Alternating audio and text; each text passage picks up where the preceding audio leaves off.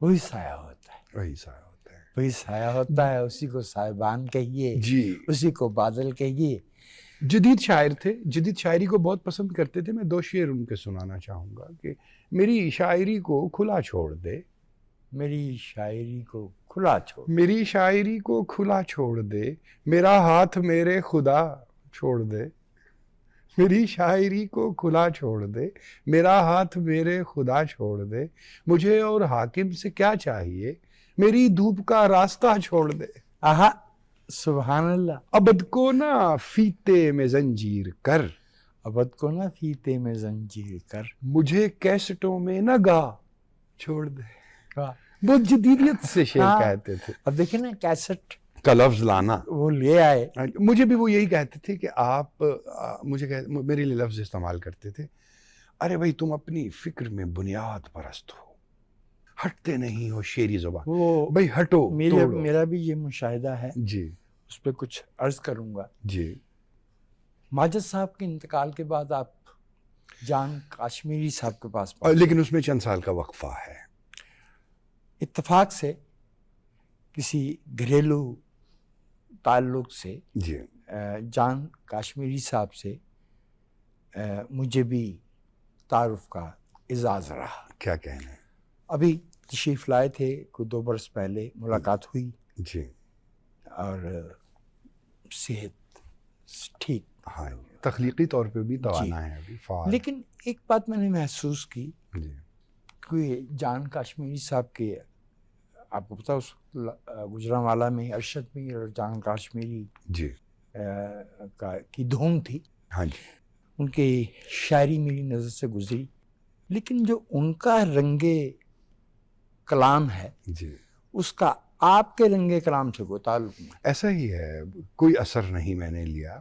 اگر یوں دیکھا جائے تو حضرت علامہ سید ماجد الباقری مرحوم کا جو رنگ شعر گوئی تھا اس کا بھی مجھ پر کوئی اثر نہیں ہوا.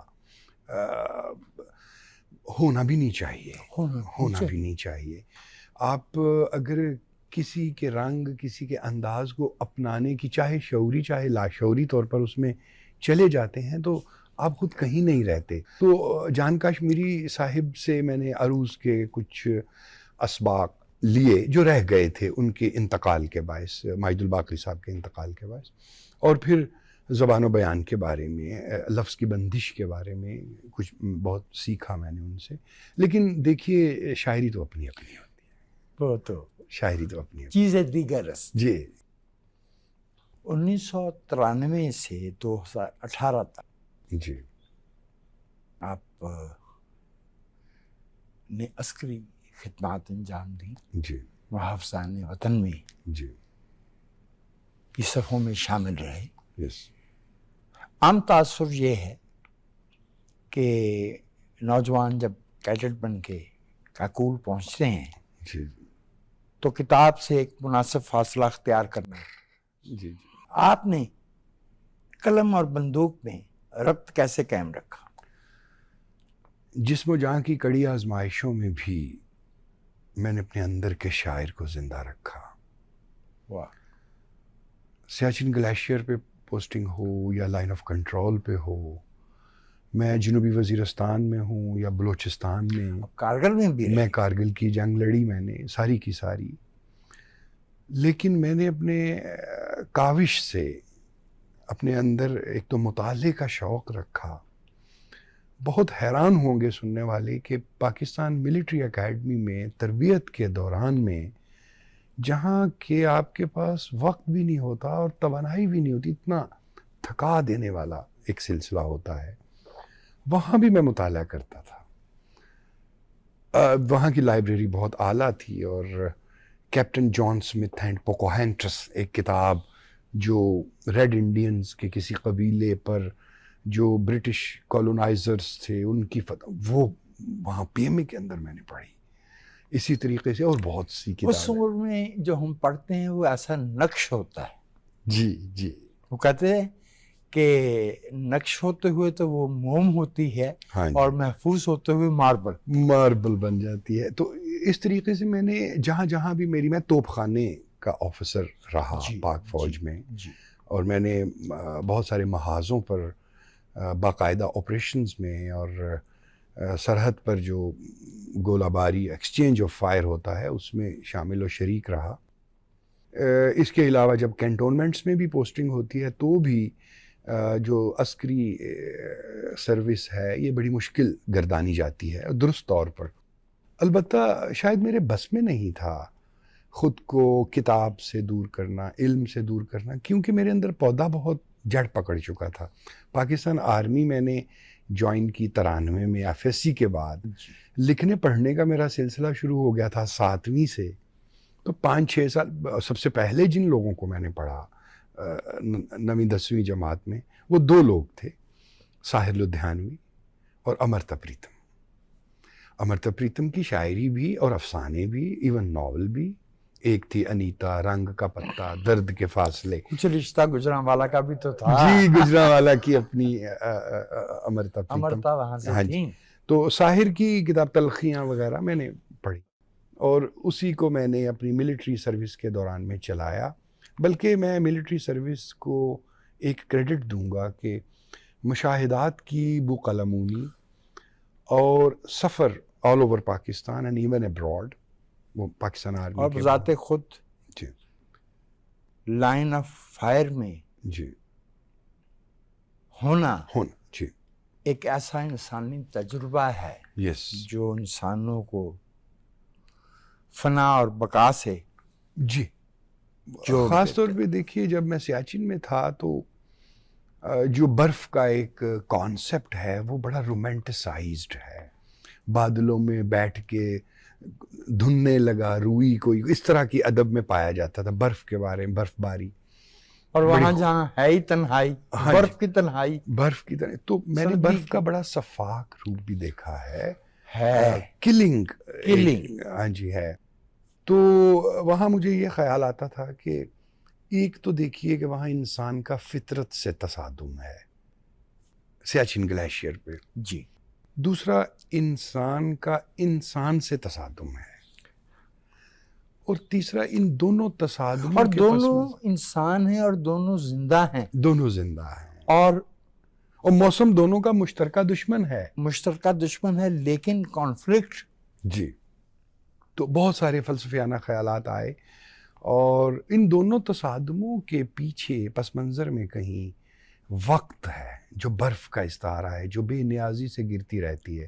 مطلب اسے یہ کوئی پرواہ نہیں ہے کہ میں 6 فٹ ہو گئی ہوں اب رک جاؤں نا، وہ بے نیاز ہے، وہ وقت کی طرح گر رہی ہے. اور اس تصادم کے اندر وقت کی بے نیازی.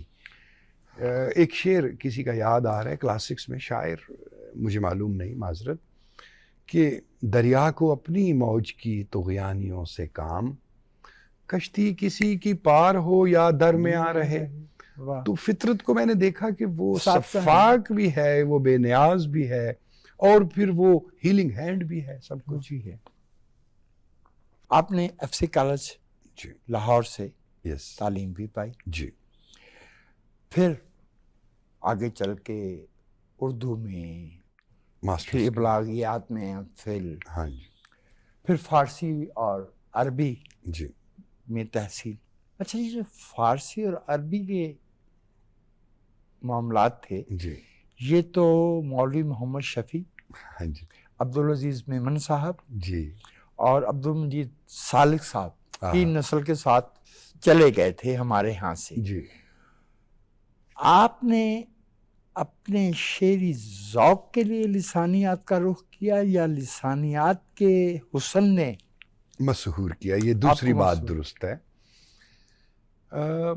جیسا کہ میں گفتگو کے آغاز میں عرض کر چکا ہوں کہ زبان کے ساتھ کوئی پیدائشی طور پہ یا قدرتی طور پر میری بڑی محبت تھی. میں مسحور ہوتا تھا لفظوں سے.